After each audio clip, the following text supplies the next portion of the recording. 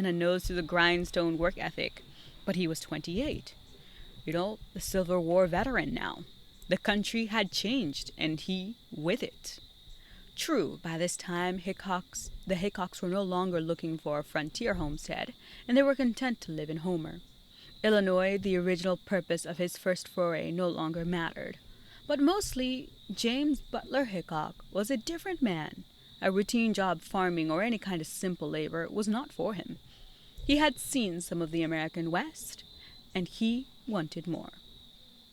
He knew how to take care of himself in many situations, including very dangerous ones involving men out to kill him. He had killed men, an untold number, during the war. He wanted to fully embrace life as a man known in the summer of 1865 as Wild Bill.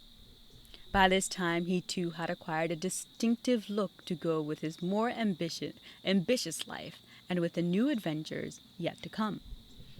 By his appearance, at least, he separated himself from many other men in their late 20s to be found on the frontier. He was the most striking object in camp. An officer, Colonel James Mellon, would soon be including in a letter about Hickok. 6 feet, live, active, sinewy, daring rider, dead shot with pistol and rifle. Long locks, fine features, mustache, bookish leggings, red shirt, broad brim hat, 2 pistols, and belt rifle in hand.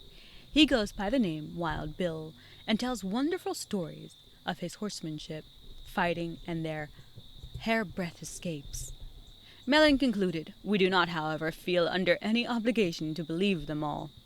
Hickok did not care what people believed or didn't. He wasn't looking back, only forward. He said goodbye to Lorenzo and traveled to Springfield. Its saloons and gambling houses were looking to lure men like Hickok, and he obliged.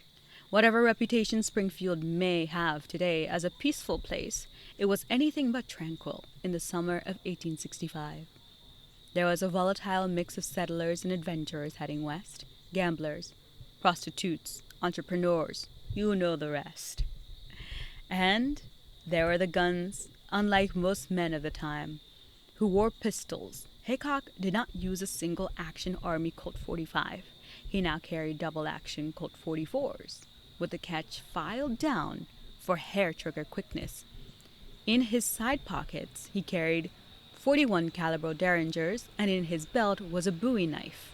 Later, as a lawman, he also carried a shotgun or repeating rifle.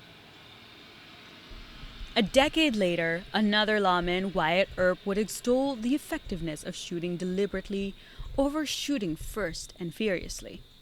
Though this had worked well enough in his first gunfight with Davis Tutt, by early 1867, Hickok's approach was, if forced to draw, he would do faster than his opponent and pump out several bullets while his victim was still thinking about squeezing the trigger.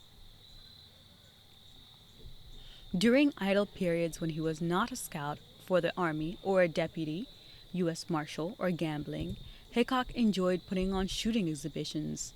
Especially impressive was his ambidextrous accuracy. Witnesses report seeing Hickok driving a cork through the neck of a whiskey bottle at 20 paces, splitting a bullet on the edge of a dime at the same distance. In putting as many as a dozen bullet holes in a tomato can that had been tossed into the air.